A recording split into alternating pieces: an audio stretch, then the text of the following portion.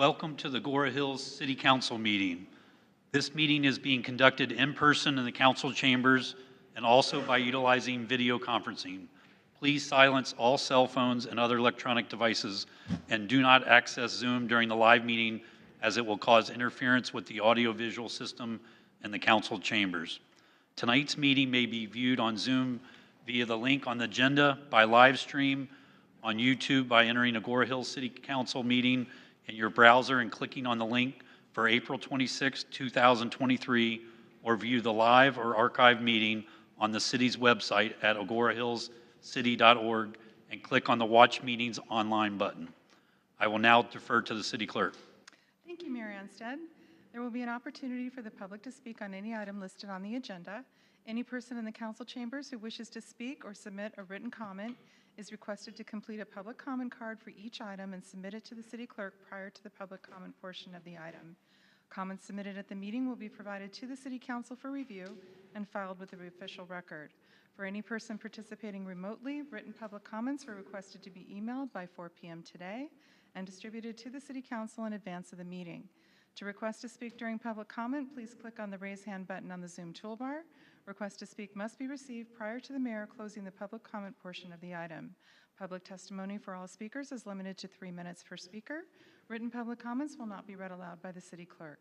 For full details, please refer to the public participation section on the agenda. Thank you. Thank you. I will now call the meeting to order, and I will defer to Cub Scout Pack 227 to lead us in the Pledge of Allegiance.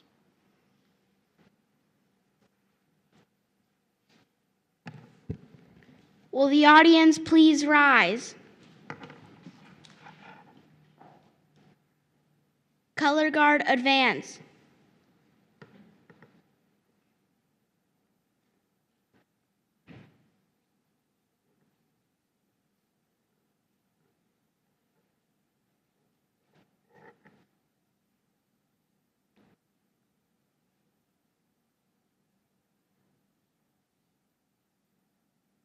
Hand salute. Those not in uniform, please put your right hand over your heart. Please say with me the Pledge of Allegiance. I pledge allegiance to the flag of the United States of America and to the republic for which it stands, one nation, under God, indivisible, with liberty and justice for all. 2. Color guard, post the colors. Color guard dismissed. The audience may be seated. Thank you, Cub Scout Pack 227. Can everybody give them a hand? Thank you.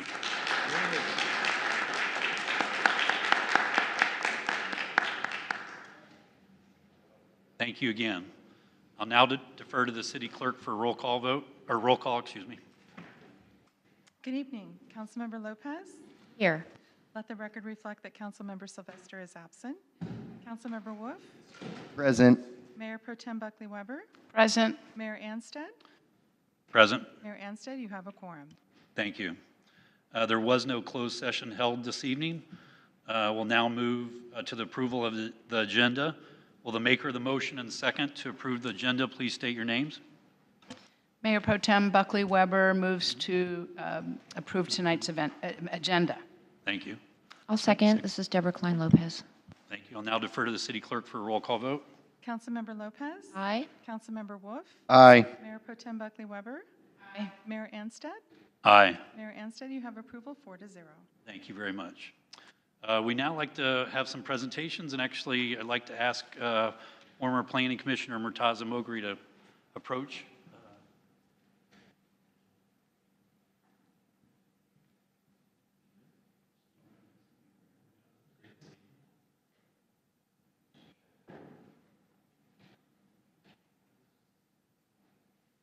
So I think a lot of you here tonight know Murtaza, and unfortunately Murtaza is going to be leaving us, and which I'm very sad to announce, but I'd like to talk about some of the things that Murtaza has done while he's been here in Agoura Hills.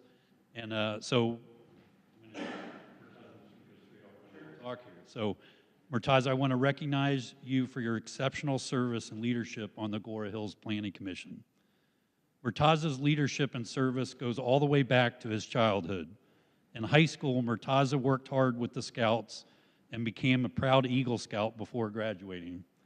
As a young adult, Murtaza volunteered and became a leader in numerous civic organizations in the Conejo Valley, including volunteering for the Agoura Hills Planning Commission. In 2019, as a newly appointed planning commissioner, Murtaza dove right into the role and embraced what it takes to be a great planning commissioner. He spent time with the presidents of numerous Agoura Hills homeowners associations, learning their concerns and issues. Murtaza's friendly demeanor and eagerness to learn the issues that affect the residents of Agoura endeared Murtaza to many civic leaders and residents. Within a year, his peers on the Planning Commission elevated him to vice chair. The following year, Murtaza was elevated to chair of the Planning Commission, where he led the Planning Commission as they navigated many complicated and controversial projects, such as the Agoura Hills specific plan. Murtaza was always prepared and asked numerous questions to ensure that he was being fair and open-minded in all the Planning Commission cases. During his 4 years on the Planning Commission, Murtaza has become the rock of knowledge for newly appointed planning commissioners. He has always been willing to give of his time and talents, even while raising a beautiful young daughter, Maury. Murtaza is a proud father to Maury and a husband to Catherine, who is a leader and wonderful role model in her own right. Murtaza, it has been a great pleasure getting to know you better over these last 4 years, and I'm proud to call you my friend. I know I speak for many when I say that you will be truly missed by all. We wish you and your family much success in your new endeavors, and I want to thank you again for your dedication and hard work in serving our city and residents. You truly deserve our debt of gratitude. Thank you, Murtaza. And I want to give you this award from the City Council, and I'm sure the City Council members probably would like to also say a few words. Sure. So I don't know if we want to get a picture. Sure.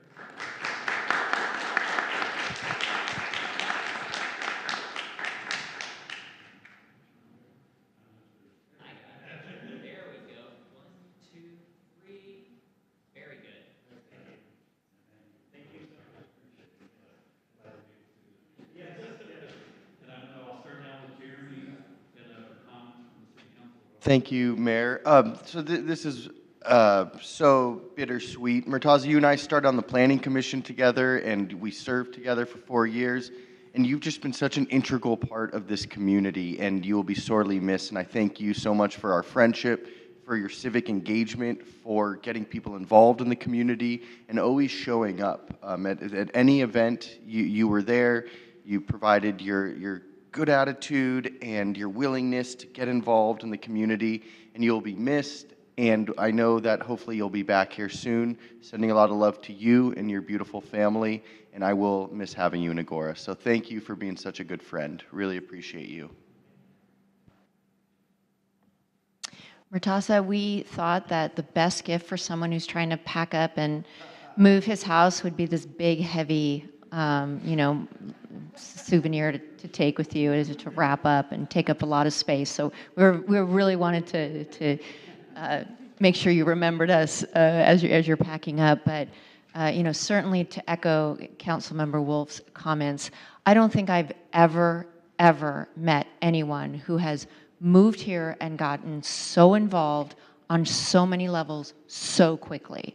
It's baffling to me how you moved here and you were everywhere. I don't know how you did that, worked full time, had bought a house here in Agoura Hills and started a family. It just goes to really the testament of who you are, and you're really a person of service. And not only the city of Agoura Hills has benefited from your service, but you've done so much in the Conejo Valley and so much around Los Angeles. And the funny thing is every time if I go on Facebook and I'm seeing someone, you're friends with everyone. I think we have I have more mutual friends with you than everyone. I just don't know how you got to be so ingrained in all these different circles. And I really think it's a testament to your heart of service. So of course we will miss you. And the big thing is that we hope you come back. We know you've got a lot to do wherever you're going. We know you're going to give your heart to another part of the country for a little bit, but we do hope to have you back. And we send our very best to Catherine and to your little girl. So we'll miss you, and please come back soon. Thank you, Murtaza. As my council members have said, we all notice that you attend everything. So now instead of there being 5 people at some of our workshops, there'll only be 4. So we're truly going to miss you. But you always came with a smile on your face, and you always came with a comment. So we appreciate that. Thank you for serving on our planning commission. You were quite a leader, and we loved having you there. And, you know, you never say no. On a personal level, I asked you to help me with some tech work once, and you said yes, no problem. You helped your wife, Catherine, help me. All this happened during 2020, so thank you. But in 2020, she let me interview her as an ER nurse. A physician, I'm sorry, yes, absolutely a physician. And so I just really appreciate how much you give to the community and how much your family has sacrificed to give to this community. So thank you, good luck. This next adventure is going to be a great one. I can tell with your spirit that you'll move down to this new state and be just as involved in the community down there as you were here. So best of luck.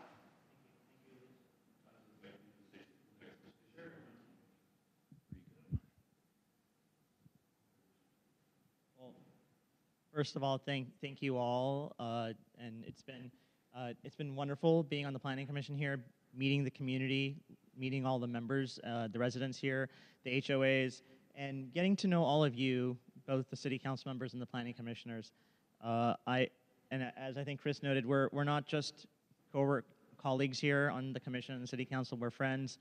We spend time with each other, and we enjoy it, right? Because that's why we do what we do. So I'm very grateful to you, Chris, for the opportunity here and for suggesting, for saying, have you thought about, the Planning Commission? And I hadn't.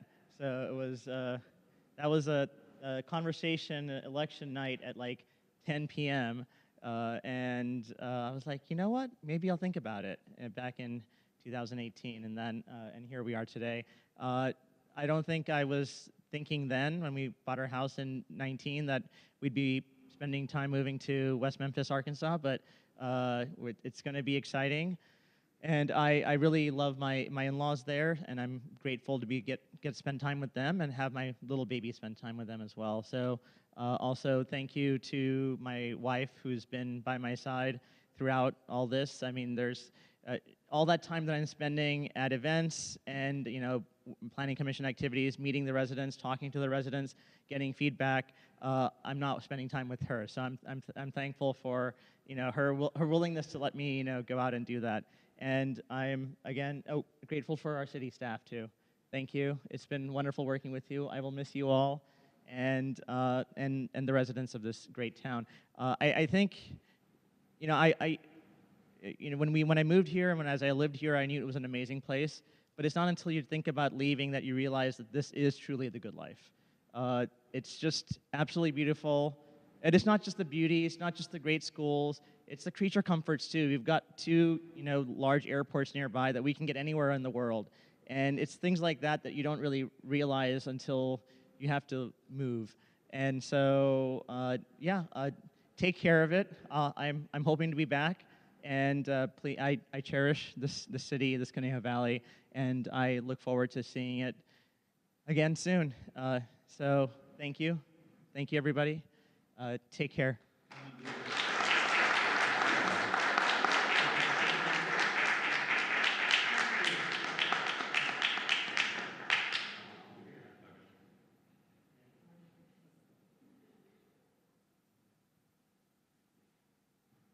We have one more presentation tonight.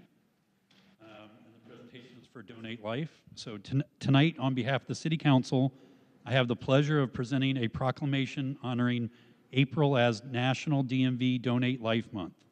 At this time, I would like to call up Representative Jamie Allcroft to join me.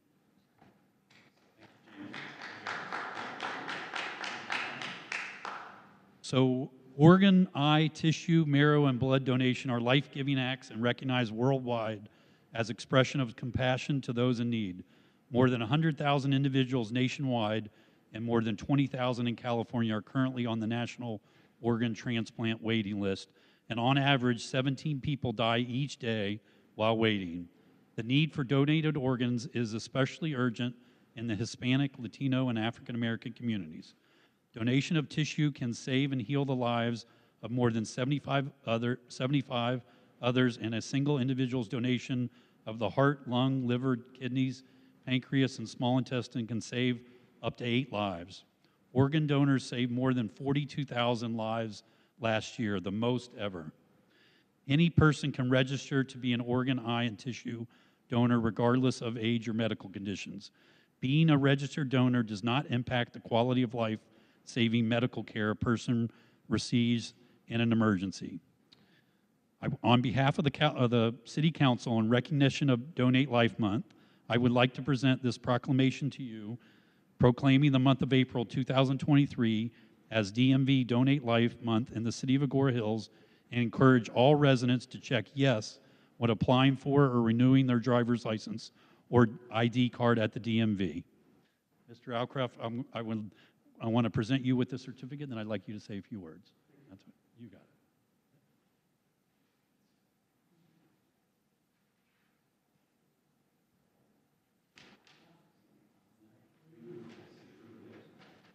See if we got it. Let me put this down.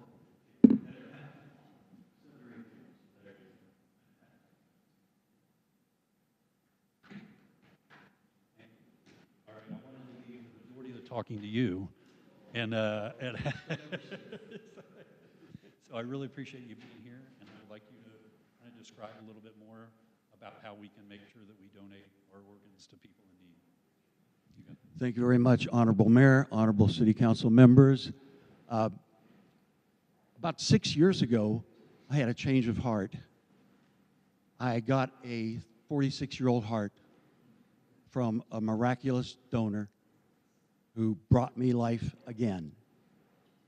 I had congestive heart failure, and my heart was functioning at 5%. So it was nip and tuck there for a while. But after 3 months, a donor came through, 12-hour operation, and I got a heart and a liver, and I got to see my daughter get married.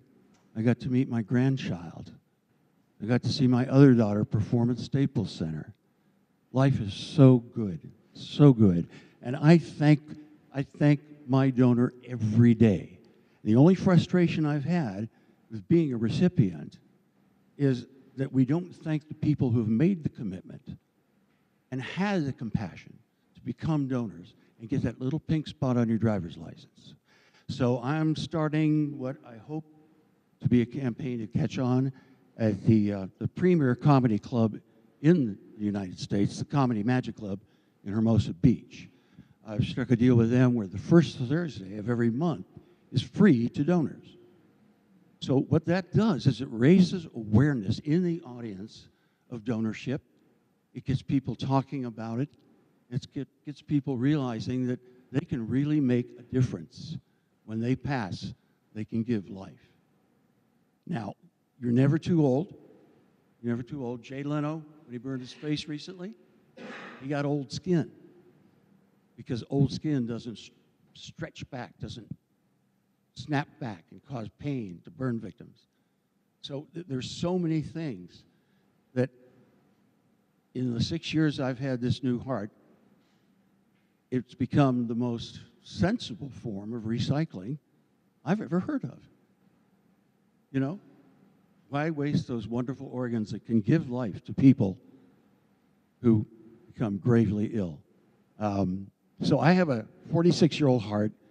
Well, it's now 52. I have a 52-year-old heart and a 74-year-old body. So I think I'm going to get a midlife crisis and a reverse mortgage. I think I'm going to try to take advantage of the situation. And I'm just honored to be back in Agoura. This is where I raised my children, or my children raised me. And it's just an honor to be back. And thank you very much, Mr. Mayor.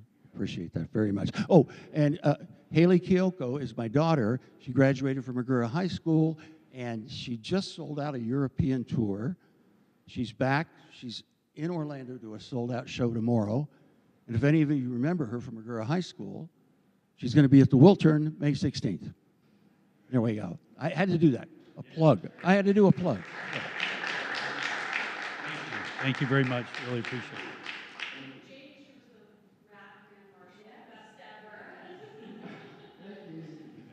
Thank you.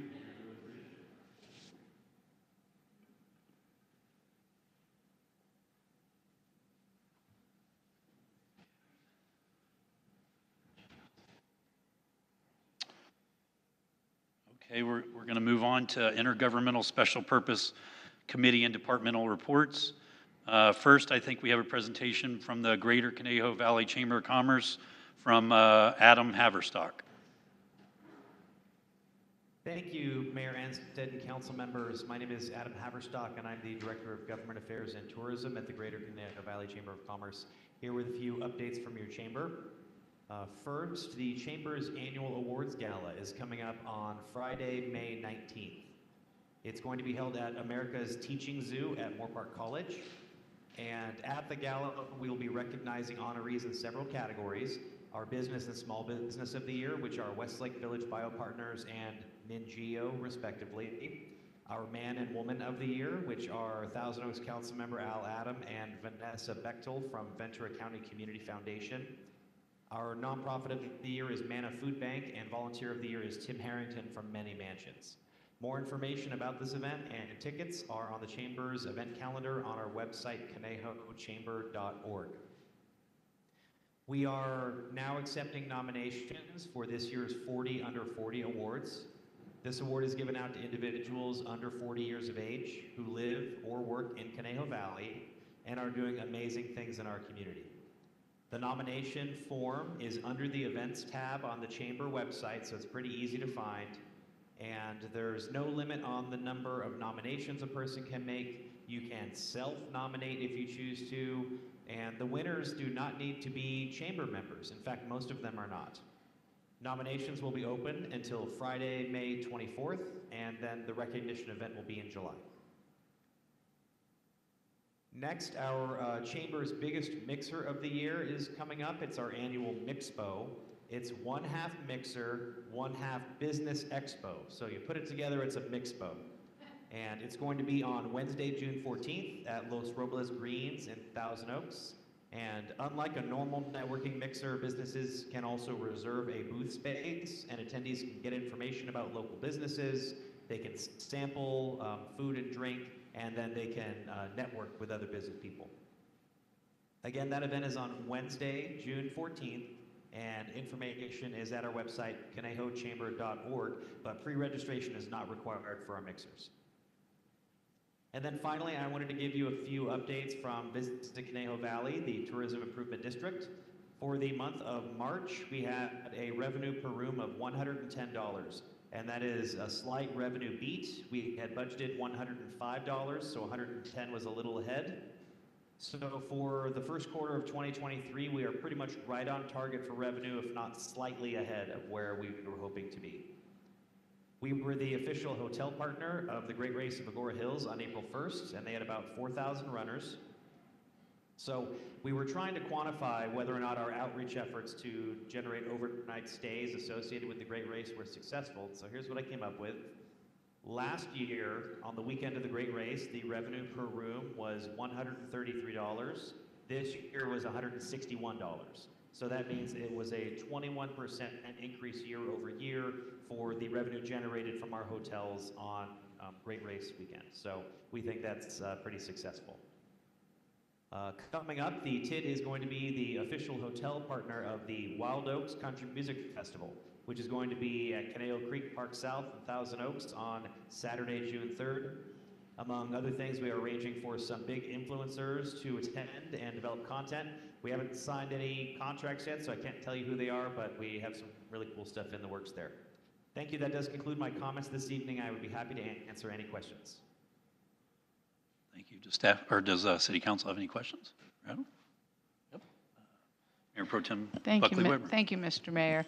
All good news, Adam. Thank you for being here with so much going on, and thank you to the chamber. This isn't really a question, or maybe it's a question, maybe it's a comment, but I noticed that your background is going from Celtic green to gold Lakers, back to Celtic green. Come on, Adam. What is it, Celtics or Lakers? Well, you know, if gun to my head, a Clippers fan. Well, goodbye. You got Celtics and you got Celtic and Lakers. I'll watch a Laker game. I'll watch a Laker game. Thank you for that. Thank you, Adam. Okay, next we're going to move to the comments from the Las Virgenes Malibu Council of Governments, and I think I'll defer to Councilmember Wolf for update from there. Thank you. Yes, so as the alternate, I stepped in for Council Member Sylvester at the COG meeting that was held on the 18th of April. And there were two items on the agenda, two action items, and one of them was a letter of opposition to LA County Board of Supervisors regarding the motion to depopulate and decarcerate the Los Angeles County jails, and the other was a letter of opposition to involuntarily rotating deputies to other stations. So throughout that meeting, it was decided that both items would be pulled from the agenda, and so there was no vote on those items. We got an update from our public safety partners with the LA County Sheriff, LA County Fire, League of Cities, and nothing I think that's worth reporting to the council except for the two items being pulled. And I look forward to Councilmember Sylvester returning so I can just turn my camera off at the next COG meeting. Thank you again. Keeping in the heart of the meeting tonight. Are there any reports from staff? None? How about any other reports from City Council? No? Okay, great. So we'll move on to public comments. This section is reserved for persons wishing to speak on items not listed on the agenda that are under the subject matter jurisdiction of the City Council. For council chamber attendees, please submit a public comment card to the city clerk. For Zoom attendees, please click the raise hand button on the Zoom toolbar now. Public testimony is limited to 3 minutes per speaker, and a speaker's time may not be transferred to another speaker. Persons addressing the council shall not engage in disorderly conduct that disrupts or otherwise impedes the other orderly conduct of the meeting. We respectfully request that if you have something to distribute to the council, you hand it to our city clerk and do not approach the dais. I will now defer to the city clerk for public comments. Thank you. We did not receive any public comments, written public comments for this item. However, we do have some speakers.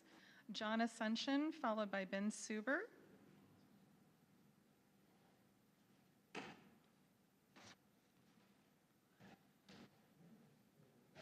Can you hear me? Yes. Hi. Good to see you, John. Good to see you. Good evening, Mr. Mayor. Good evening, City Council members, staff, and most importantly, to my dear friend, Murtaza Mogri. I'm here today to speak on behalf of, to recognize Murtaza Mogri myself. I'm supposed to just face you guys, but he's behind me, but so forgive me, Murtaza. It's been a pleasure to serve with Murtaza. When I first saw his name, okay, you have a new commissioner, Murtaza Mogri. I had no idea who he was, so I did what everybody else does. I don't know who he is. I'm gonna look him up on Google. And that's what I did, and I was, wow, that's who Murtaza Mogri is? That man is gonna be sharp, and he was sharp. Spectacular. He picked up on the commission very fast what needed to be done. He asked good questions, very analytical, but humble enough to ask me, because I'd been on for a little longer, am I doing this right? What can I do better, etc. Very humble. And it's very rare when you see someone like that accomplished say, hey, I'm willing to learn. That is fantastic. And he picked up very well. And he was an outstanding commissioner, asked good questions. It was clear he made great analysis. It was a pleasure to serve him. He was our chairman in 2021, did an outstanding job leading our commission on all the difficult issues we had to deal with. And it was a pleasure to work with Murtaza. And Murtaza, I will miss you personally on the commission and personally as a friend. I loved seeing your daughter around the concerts in the park. That was awesome. And hopefully you'll be back soon so I can see her as she continues to grow into the beautiful woman that she will become because of you and your wife. So I thank you for that. So with that, Murtaza, I wish you all the very best. I'd wish you luck, but you know, you're so smart and wonderful. You don't need luck. You're going to be successful wherever you go and whatever you do. So thank you very much. Thank you.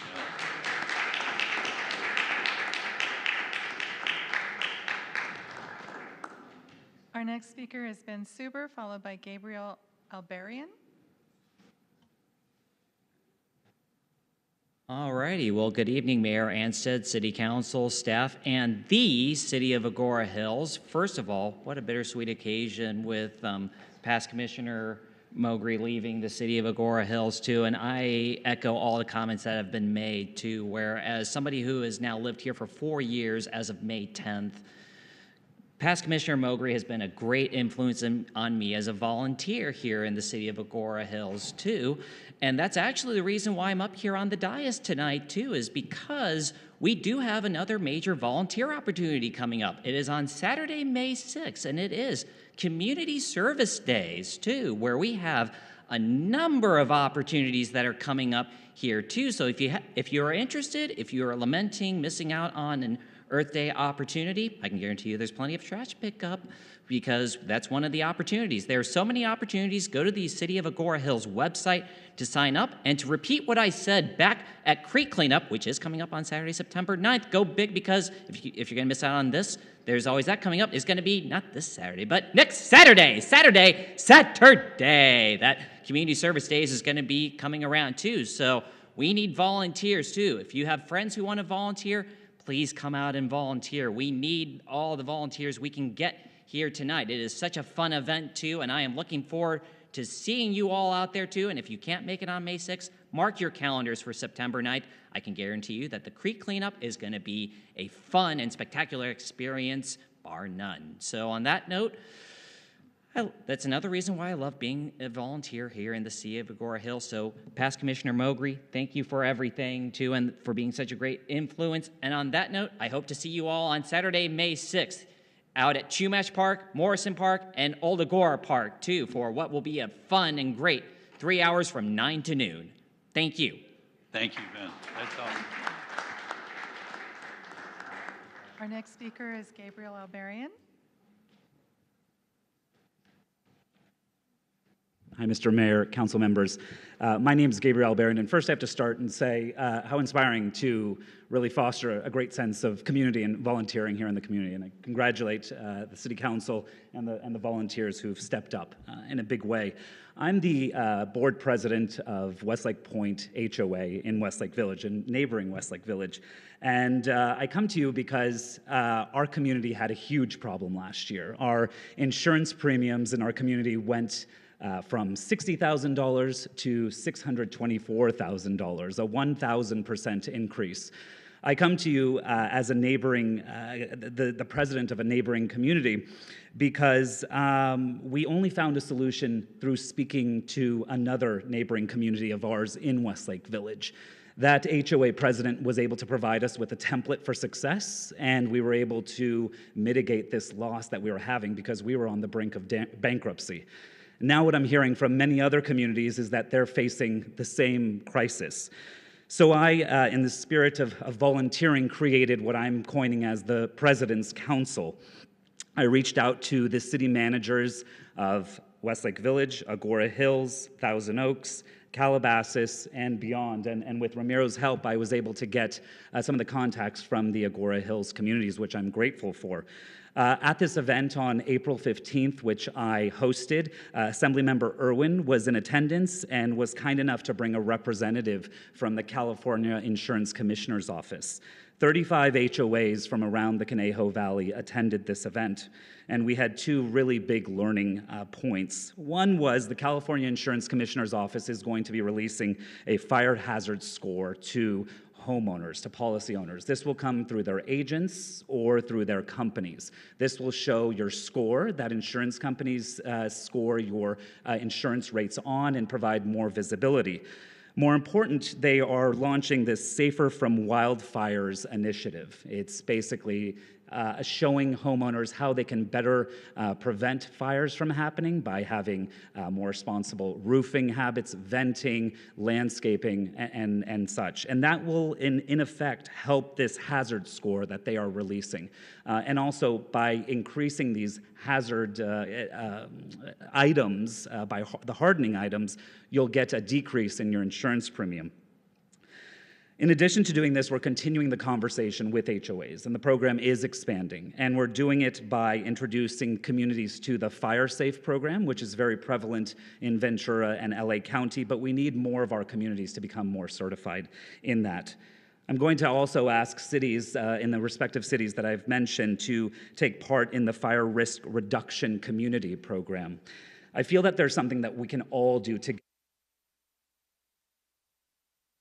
The Insurance Commissioner's Office is only doing so much, but we can do so much more as a small community and hopefully have meaningful effect on those things. So I think my time's up. I apologize. And I want to thank you for your comments, and I would encourage you to try to talk with our Assistant City Manager sometime after the meeting today just about what we're already doing and who we're talking to about a lot of these issues that you brought up. Absolutely, yes. I've heard with Las Virgenes Municipal Water District are doing great things, and I look forward to continuing the work with not only Agoura Hills, but also with the cities of Westlake Village and Calabasas and Thousand Oaks and beyond.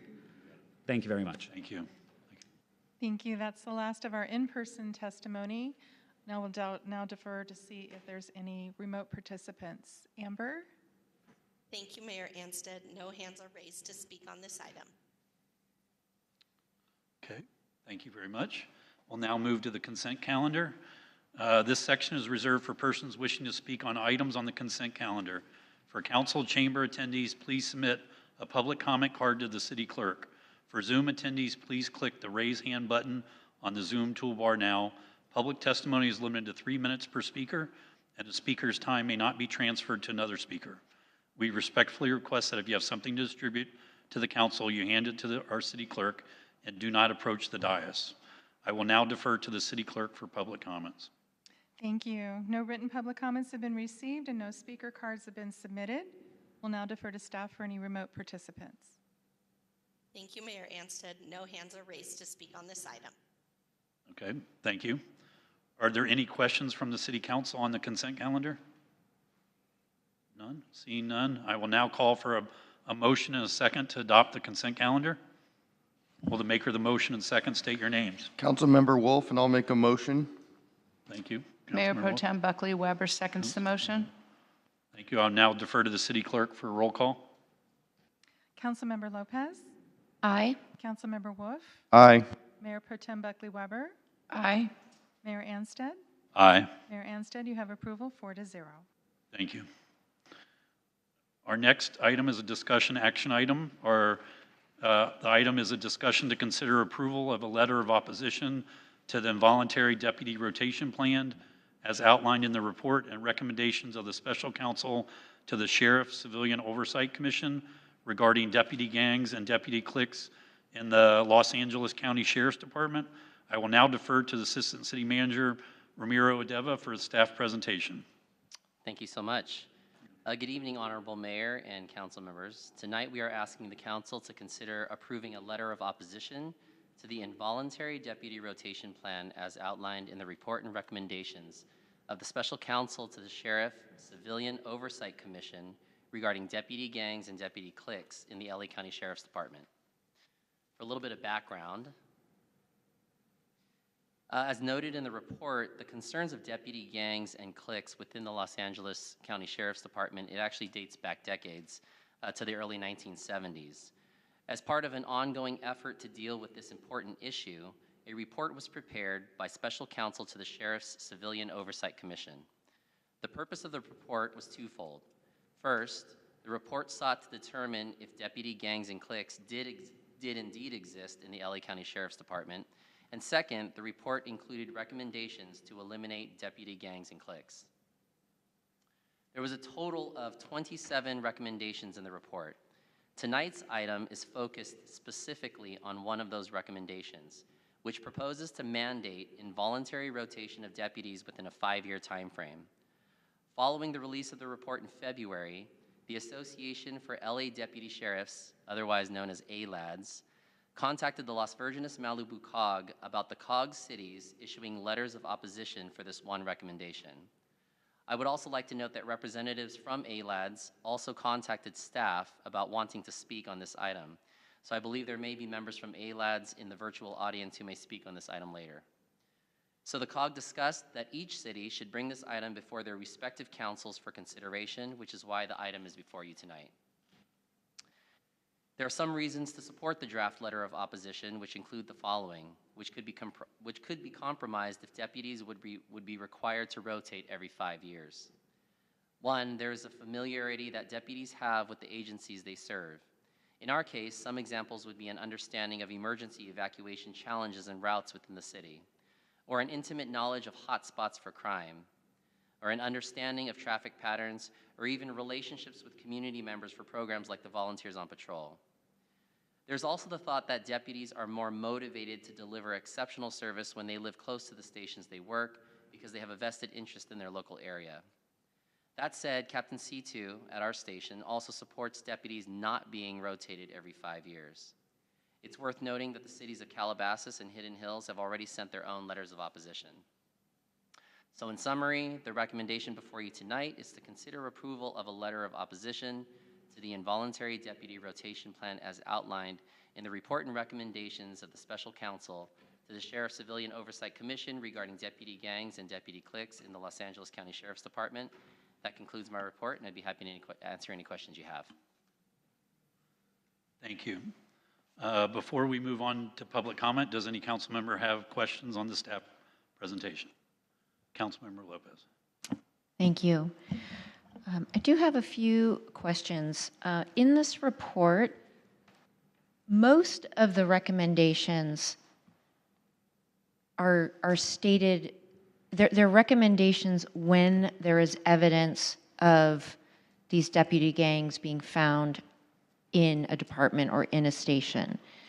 Does this recommendation, the way I'm reading it, it does not make that qualification. So is that right? This recommendation is just carte blanche, 5-year rotation, always not, it doesn't matter whether the station has had a history of this or not? That's correct. Okay. And it's, okay. My next question is, so we spoke with Captain C2 who is in favor of opposition. I don't want to, all my double negatives here. Have we had any kind of indication from Sheriff Luna on what he thinks about all this? Do we, I know you can't speak on his behalf, but do you have any idea what his position might be on this? Yeah, that's a great question, Councilmember Lopez. And actually, staff was able to have a discussion with Sheriff Luna 2 days ago. He did mention that this report is now in his lap, and he's going to go through all 27 recommendations. He was unable to, divulge which ones would actually be implemented, but said at this point he is looking at all of them equally and trying to decipher which ones can actually be implemented. So that's where he's at right now. Okay, that's great to know, because my final question is, I'm confused why this letter would be directed to the Board of Supervisors when the Board of Supervisors has no direct authority over the rotation or the deployment of deputies. So if it's in Sheriff Luna's lap, wouldn't we be better off sending the letter to his attention? You're right, Councilmember Lopez. And just for clarification, when we put the agenda packets together, we had not yet spoken directly to Sheriff Luna.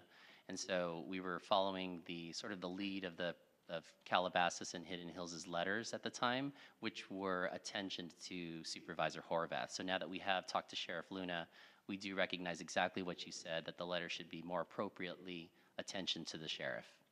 And are you aware of, so it's my understanding, I reached out to the supervisor's office. It sounds like this report did go to the supervisors and is now with the sheriff. Is that your understanding as well? That is correct. So did the supervisors take any kind of position on this? I believe they were asked to actually just look at the report from the Sheriff Civilian Oversight Commission and then make the determination to forward it to the sheriff to then make the final decisions on which recommendations to implement. Okay, so they have not weighed in on whether they agree or disagree with any of the 27 recommendations? As far as I know, not unless you want to say that they're, by them reviewing the report and then forwarding it to the sheriff to make the determination. I don't want to Okay. assume that they, are on board with those recommendations, but they did see the report and suggested that it do go to the sheriff. Okay, okay, thank you. Mayor Pro Tem Buckley. Thank you, Mayor Anstead. So as a follow-up question to Councilmember Lopez, if you look at the very last paragraph of the proposed opposition letter, it says the City Council strongly urges the Sheriff Civilian Oversight Commission to reconsider its recommendation. So is this letter to the sheriff or is the letter to the Oversight Commission?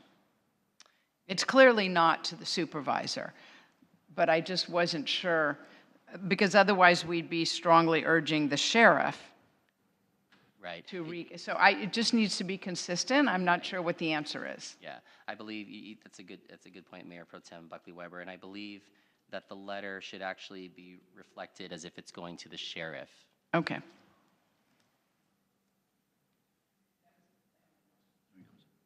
other questions? Okay. So going off that information tonight, can we recommend changing that, or what will we be voting on tonight? A letter to the Board of Supervisors? In light of the two council member and Mayor Pro Tem's comment, I was just curious what we think should be the best path forward. Yeah, so Councilmember Wolf, I would say that for tonight, we're just seeking whether or not the council is on board in submitting a letter of opposition to the rotation program. And honestly, if that were to be the direction, I could make sure that the language within the letter, I feel like the language in the letter does move in that direction, and there are these clarification points like who it's attention to, and then the discrepancy or the conflict that Mayor Pro Tem Buckley Weber brought up. I just need to clarify that part of it. But the basic gist is that we are looking for the council's direction as to whether or not to submit a letter of opposition to this rotation plan. That makes sense. Thank you, Ramiro. Appreciate it. Any council member have any further questions or comments? I have comments, but Okay. I'll hold them I'm till sorry. after the Yeah, public. just questions. Okay. I'm sorry. All right. We'll now move on to the public comments. Written public comments were requested to be emailed in advance of tonight's meeting. If you wish to speak, please click the raise hand button on the Zoom toolbar now. Public testimony is limited to 3 minutes per speaker, and a speaker's time may be transferred to another speaker. We respectfully request that if you have something to distribute to the council, you hand it to our city clerk and do not approach the dais. I will now defer to the city clerk. Thank you. The city did receive one written public comment from Rebecca R.B. Sue that was distributed to council and posted. We do not have any further written comments or speaker cards. I'll defer to staff for any remote participants. Yes, Mayor Anstead, there are hands raised to speak on this item. Before we begin live testimony, if you have your hand raised but do not intend to speak on this item, please take a moment now to click on the lower hand tab on your screen. Requests to speak must be received prior to the mayor closing the public comment portion of the item. Speakers will be called in the order they appear on my screen. Public comments are limited to 3 minutes per speaker. A 30-second notice will be provided by the clerk, and the microphone will be muted when the 3 minutes has expired. Prior to speaking, please clearly state your first and last name and provide your city of residence for the record. Our first speaker is Jeffrey Monacal. Jeffrey, go ahead. Good evening, and thank you, Mr. Mayor and council members. My name is Jeffrey Monacal. I work for the Association for Los Angeles Deputy Sheriffs. We greatly appreciate your time on this and consideration of a letter. As you know, you have a number of deputies working in your community. They all enjoy working for you, and the notion that they would be just arbitrarily transferred out of the city is something that concerns them greatly. So just on the issue of deputy rotations, obviously your deputies are very concerned about it. We appreciate your time considering the opposition to that proposal. I want to clarify, it's our understanding that the Civilian Oversight Commission recommendations went to the Board of Supervisors. They reviewed them, approved all of them. It's our understanding that their approval of all of those was passed to the sheriff for his implementation, which is why obviously we're concerned about what happens next. Some of the feedback, we've been working on this, as you might know, in many of the contract cities, and we have roughly 25 letters of opposition to the proposal now that have been sent to the Board of Supervisors because we believe that they're the key component in this. It's their direction to the sheriff that concerns us. Now we're requesting your support, and we're requesting your opposition, obviously, to the proposal. If it is something that you're comfortable with, we greatly appreciate it. If you have any questions, of course, we're standing by if you need further information. Thank you. Thank you. Thank you. Mayor Anstead, there are no further hands raised to speak on this item. Okay, thank you very much. Does any council member have any further questions or comments after that comment? Councilmember Lopez. I do have one more question just in response to the speaker comment. And maybe our speaker can help clarify if ALADS or any other of these groups, when this was before the Board of Supervisors, did you present the same concerns to the Board of Supervisors, and did they vote to pass this along despite your concerns, or were they not aware of your concerns? Just trying to get the history here. No, I'm sorry, I don't have that history for you, what our participation in the Board of Supervisors consideration was for this item. It was reviewed by them, it was approved by them. It's kind of what I think we would have all expected. It is a concern to the deputies, obviously. What's happened since, I can tell you, some of the feedback that we get in the contract cities, secondhand, of course, but feedback that we get is that we're told not to worry about it, that it's not the kind of thing that would be implemented, that it's not something that deputies should be concerned about. And you know your deputies, if you tell them not to worry about something, you know that that's going to raise even more concern. So it is the kind of thing we're hoping that the board would take action to reverse just this component, not the rest of it. And deputy gangs, obviously a big concern. We think this isn't the solution. In order to square up what their recommendation to the sheriff is, the board would have to revisit the idea of their approval of all of the recommendations, take this one out of it, and then, of course, approve all the rest of it. Say that last part again. Well, we're hoping that the board would reconsider their blanket approval of all of the recommendations by taking just this one out of what they approved for recommendation to the sheriff. And as you know, Measure A changed the whole dynamic. So it is a board direction on the blanket approval that we're looking to rescind. Okay, so I still don't have, it sounds like you don't have the answer on hand, but I'm just trying to understand if the Board of Supervisors was made aware of this concern when they were reviewing the... Good question. I don't have the answer for you. I can get the answer for you tomorrow, first thing, on whether or not ALAD's engaged on this item when the Board of Supervisors approved it a couple of months ago. I'll get that information to you next. Thank you. Are there any further comments or questions? None? All right.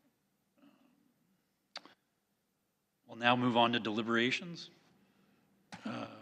Do we want to, Councilmember Wolf, you want to start us out? Sure, I'll start this out. Thank you for this deliberation and for speakers and the comments. This is such an issue that has been plaguing the LA County Sheriff's Department for years, and I think that gangs are really frightening, but I think organized police gangs are especially of concern. And I think that it's really important that we take steps to monitor that. I think that some of these recommendations are valid, and I think that it primarily targets historically underserved communities, and so it's something that absolutely needs to be addressed. Now, do I think it's the best thing for a one-size-fits-all policy for the most diverse county in the nation? And I don't.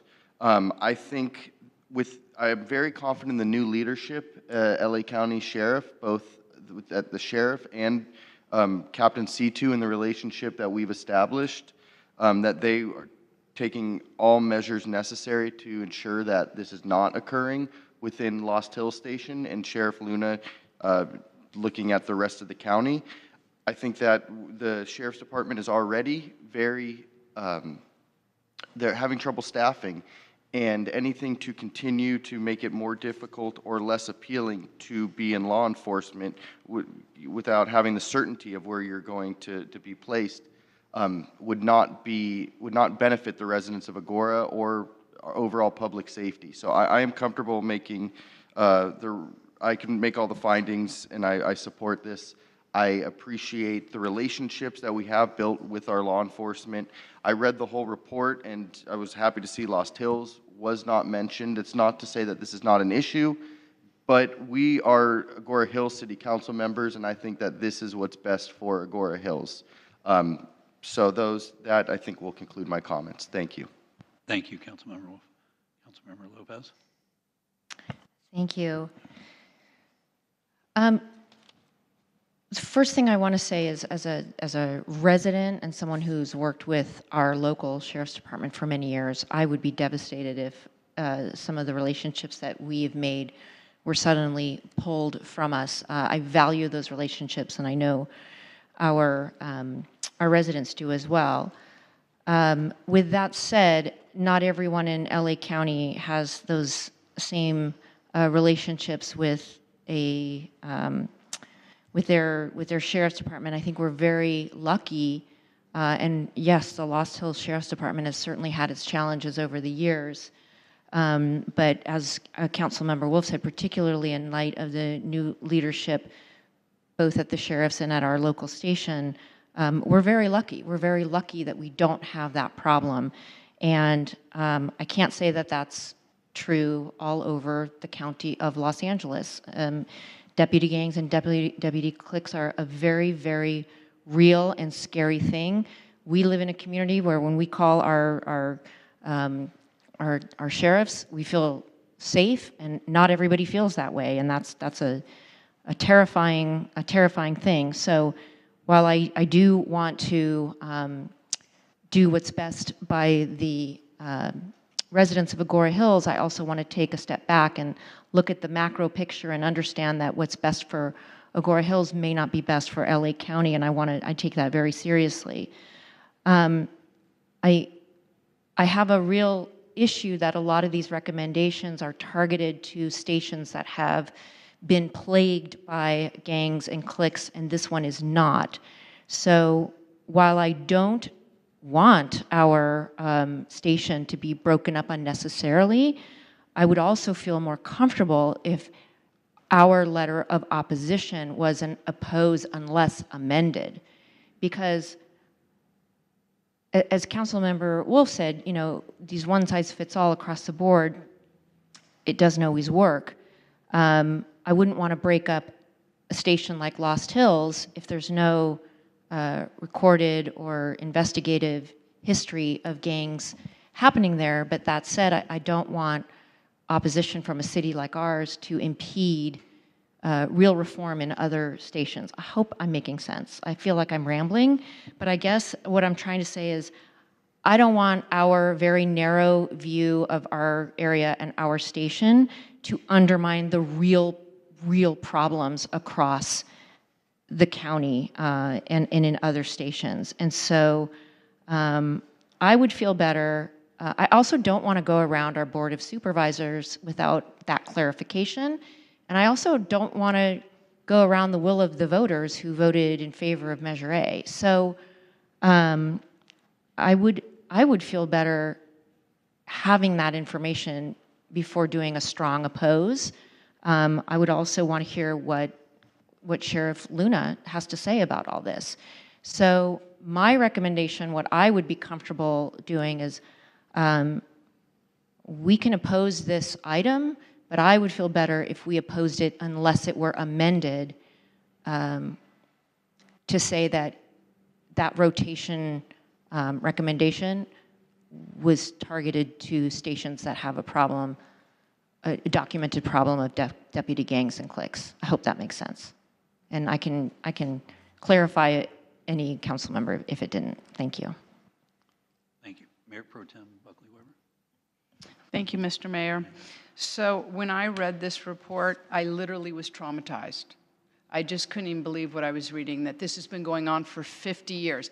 Obviously, I read the newspaper, and I know that there's been stories all along that this is going on.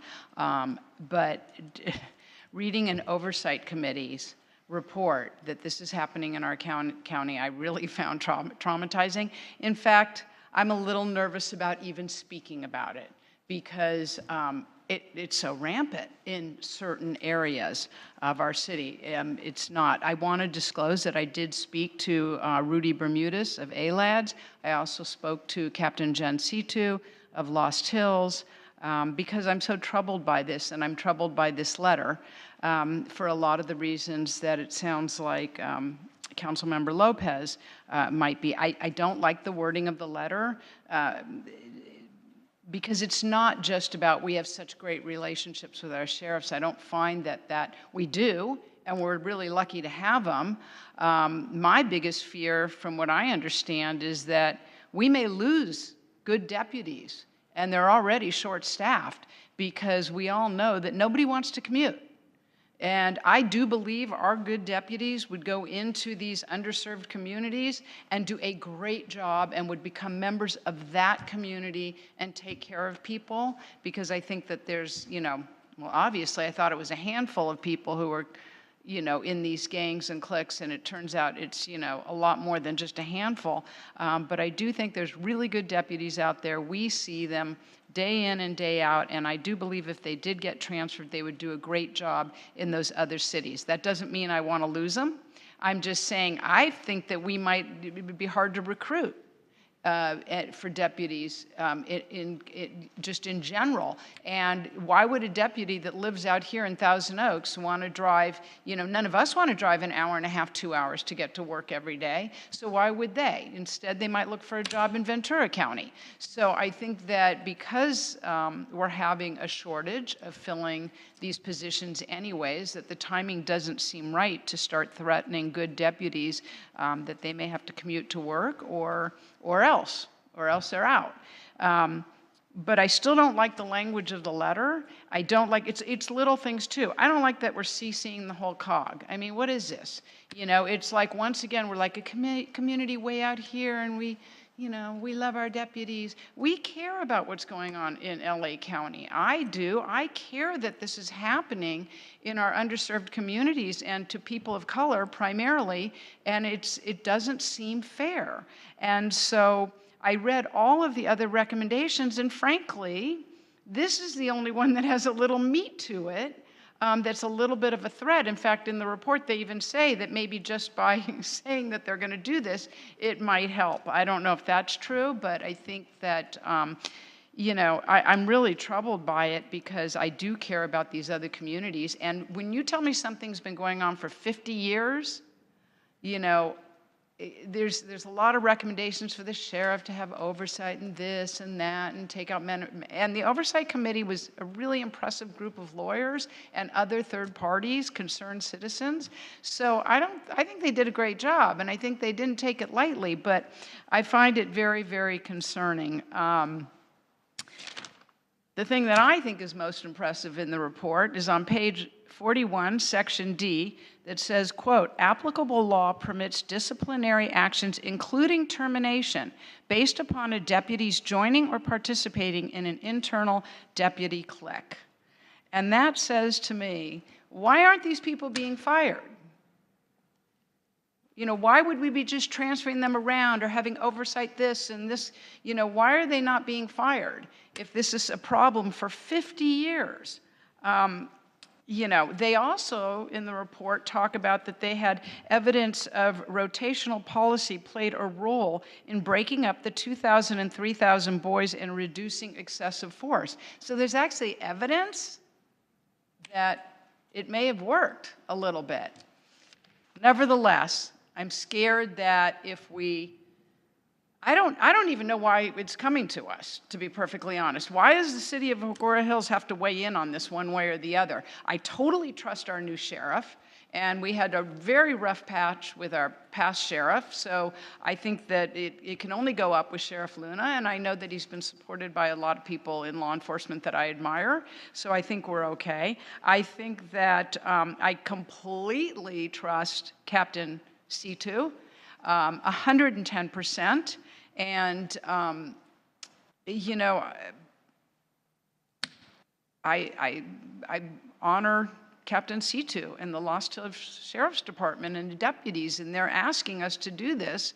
But I just, you know, I feel conflicted about the whole thing. And so I don't think that anything, I don't know how quickly the sheriff's going to be weighing in on this. I don't know that it would, you know, I was a little confused by the ALAD's testimony that it would have to go back to the Board of Supervisors. That actually makes me feel uncomfortable. The Board of Supervisors has spoken on this issue. We know all 5 of them. There's no way they just didn't read it and just, you know, approved it. So, you know, they feel it's what's needed. And I'm not saying I agree or disagree. I'm just saying that I don't feel comfortable having it go back to the county supervisors because of something that the city of Agoura Hills is asking for. I would, you know, that should be coming from ALADS, and you should be going, I guess, to the oversight committee or the supervisors. I don't have enough information about that, but I would not feel comfortable having this letter go to Supervisor Horvath.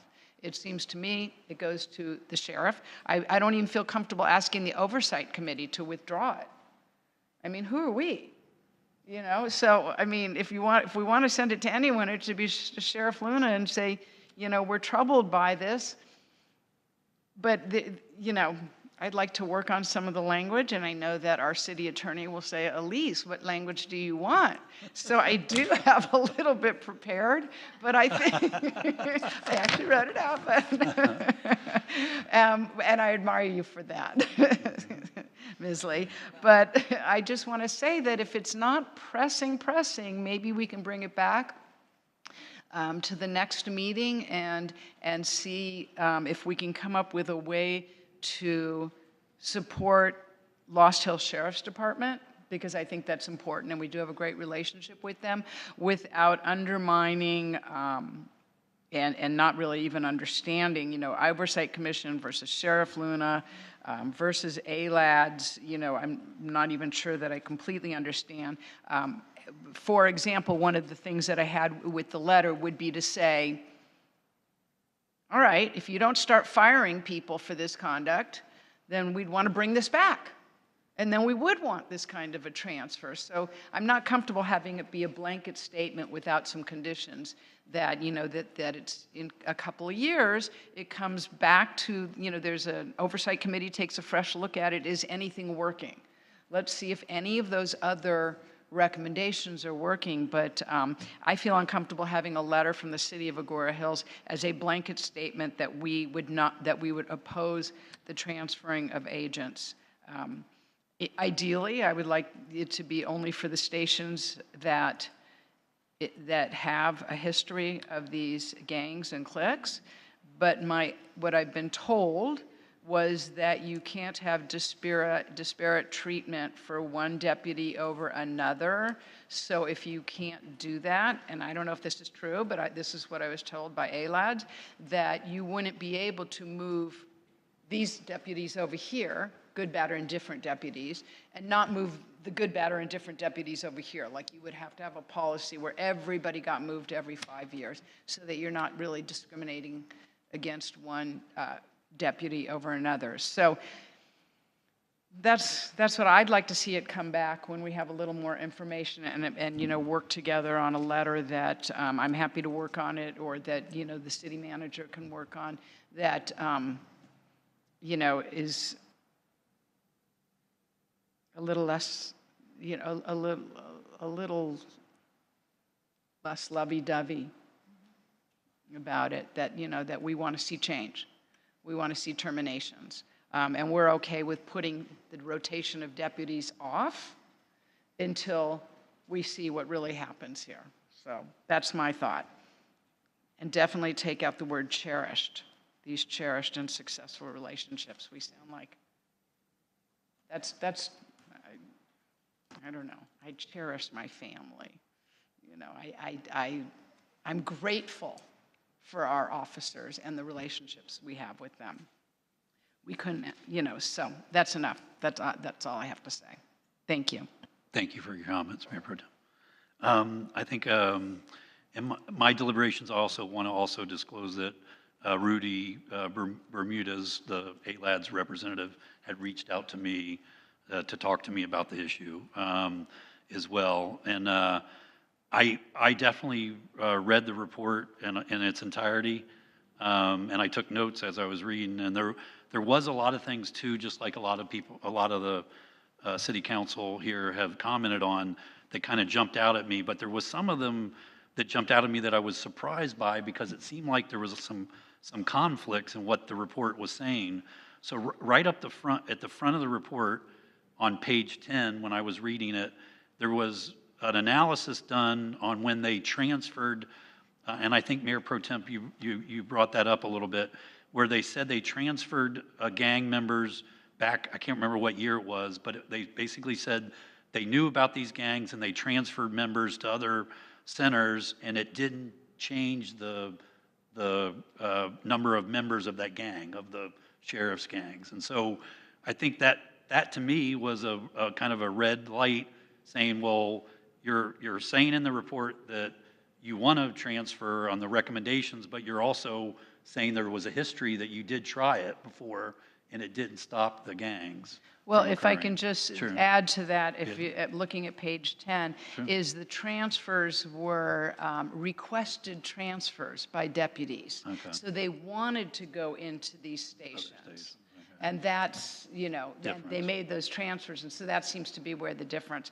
I didn't mark the page, and I apologize for what page it was, where they talked about that it had marginal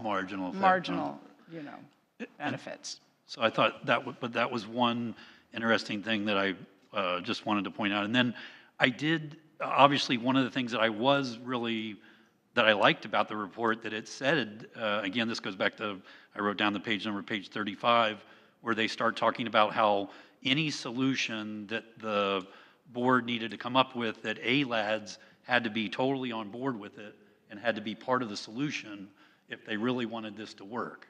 And so I thought that was significant, that even the commission said, hey, we need the deputy association to be on board with these changes that we want to make, because if they're not on board with it, it's not going to work.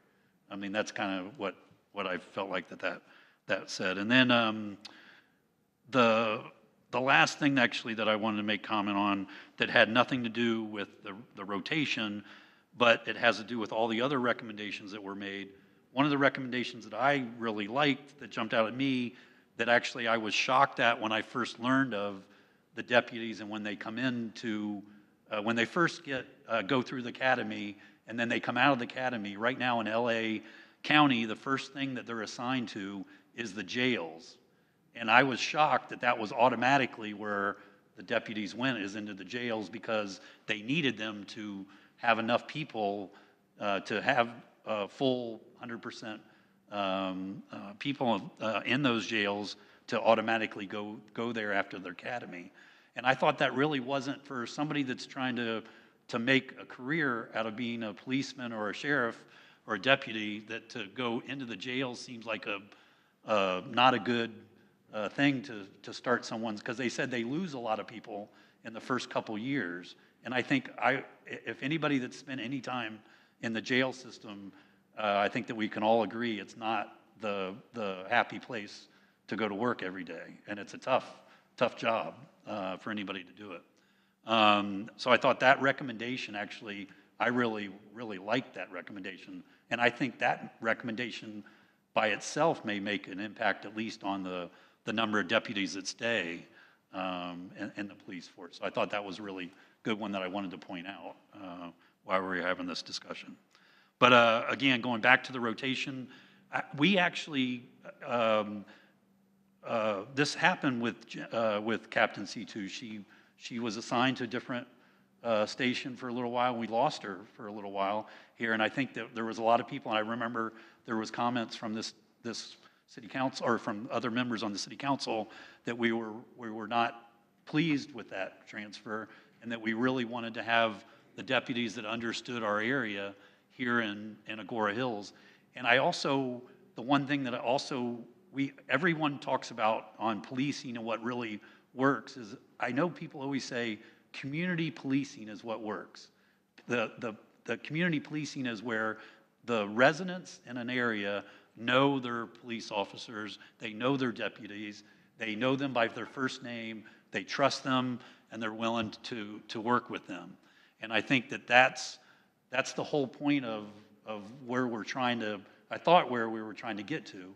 And I feel like this position, this one position about rotating the officers, kind of goes against that community policing, because it pulls a deputy or somebody that has a relationship with the community out of that community into a new community, and then he has to reestablish he or she has to reestablish that relationship all over again.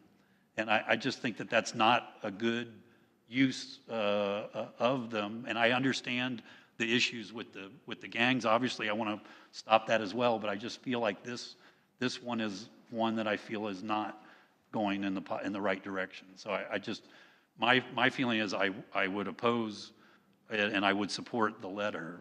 And I'm willing to make the changes, though, if there's a way that we can make changes that we could all agree to do that. And so that's my feeling on the issue. So I don't know if we go from here. I'm willing to table it and try to draft language that we can all agree on going forward, and I'm willing to try to do that. That sounds good to me, because I think that we all feel the same, that we don't really want our Lost Hills Sheriff Station broken up. And that's what I'm hearing, but we're a little uncomfortable. Some of us are uncomfortable with the actual language of the letter. Sure. Councilor Wolf? That is, I would absolutely agree to that. And I mean, rereading it, I agree with Mayor Pro Tem Buckley Weber about some of the language. The one thing I was hoping that the city manager could address was the involvement of the Council of Governments on why this is here, and regarding why it's made out to all the other cities. I believe that's because we were looking in the beginning, or I don't know if I should mention, okay.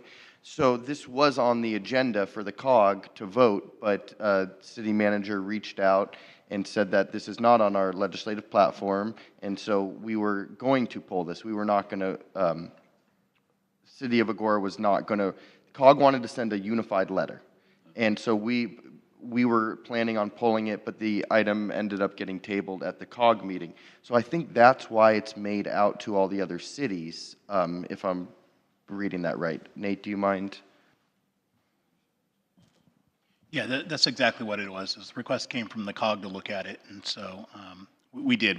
Unfortunately, we got all the information quite late in putting the agenda together, so that's the letter that we had, that the COG had presented, and so we utilized that to start. But hearing your feedback, and if there's adjustments that we need to make in that language, we're glad to do so.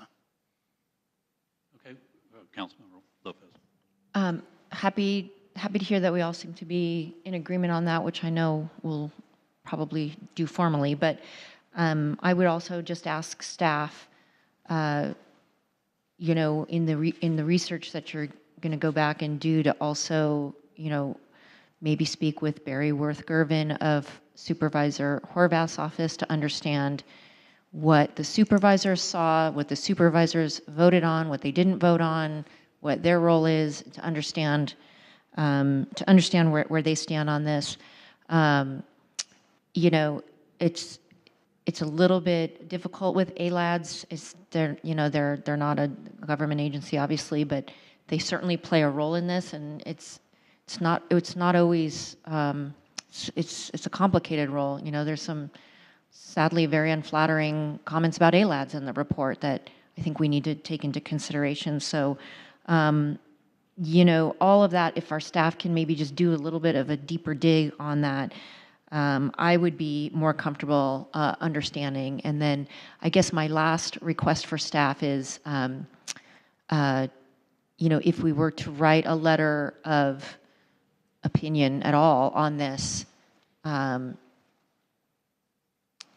if an oppose with an unless amended is an option, that's something I keep going back to, because I think we all agree that we want to support our Lost Hills Sheriff Station without undermining the problems of the county as a whole. But that the ALADs were saying you can't move the people around without moving everybody around. That, I mean, we've seen that happen left and right. I mean, to the mayor's point, we saw people shuffled around with no fairness or equality or equitable movement across over the last administration. So I just would like a little bit more information about all of that and what our options are in terms of language for this concern. Thank you. So I think if I made a motion to have the city attorney redraft the letter with some of the comments made here tonight, and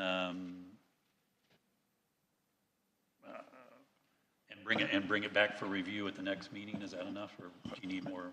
Do I need to vote on this specific proposition? I think if it would be appropriate if you directed staff to do so. And I think if we need anything from the city attorney, we'll definitely reach out to her, but I think we could address that. So I would, so we go ahead and direct staff to redraft the letter with the comments made here tonight, and then bring it back on the agenda for the next meeting going forward. And does it have to be the next meeting? I would definitely want to give them time to, if they needed more time, because unless there's a pressing, I don't know if there's a pressing deadline for this. Not to my understanding, there's not. So if the council is amenable to it, we'd take the appropriate amount of time, but we'll bring it back as soon as possible. As soon as possible. Awesome. All right. Do I have a motion to do that? So moved. Mayor Pro Tem Buckley Weber. A second? I'll second. Deborah Klein Lopez. Okay. I'll defer to the city clerk for a roll call vote. Councilmember Lopez? Aye. Councilmember Wolf? Aye. Mayor Pro Tem Buckley Weber? Aye. Mayor Anstead? Aye. Mayor Anstead, you have approval 4-0. Thank you. We'll now move into adjournment. The special meeting of the City Council Goal Setting Workshop will be held at 4 p.m., followed by the regular City Council meeting at 6 p.m. on Wednesday, May 10th. Before I move on, actually, are there any comments from City Council members before I move into the rest of it?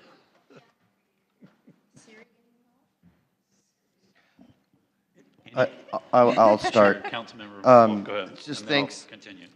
Thank you to the council for this really, I thought this was a wonderful debate and really important conversation. So I really appreciate the time everyone took to read this, and thanks Ramiro for taking the lead on this. And any other comments? And I have a comment, and I also appreciate the discussion tonight, but I actually would like to adjourn tonight's meeting actually in the memory of my father-in-law who passed away this last Friday. And his name was William Weigel. He's 83 years old, and he's the father of 4 beautiful daughters. And he actually was born in Germany and fled during Nazi takeover and fled to the United States with his aunt, and then moved here to the United States. And he ended up graduating from Rutgers University and teaching German in high school in New Jersey. And he also was on the ROTC at Rutgers as well. But he was somebody that really worked hard and gave his all in everything that he did. And I just wanted to recognize him tonight and adjourn in memory of him. So I appreciate that. At this time, we will adjourn tonight's meeting. Will the maker of the motion and second to adjourn please state your names? Mayor Pro Tem Buckley Weber moves to adjourn in honor and in memory of your father-in-law. What was his name again? William Weigel. William White. And my best, and I send my condolences to your family. Thank you. Thank you. Councilmember Wolf, and I will second. Thank you. All right. Now defer to the city clerk for a roll call vote. Councilmember Lopez? Aye. Councilmember Wolf? Aye. Mayor Pro Tem Buckley Weber? Aye. Mayor Anstead? Aye. Mayor Anstead, you have approval 4-0. Thank you. The meeting is now adjourned.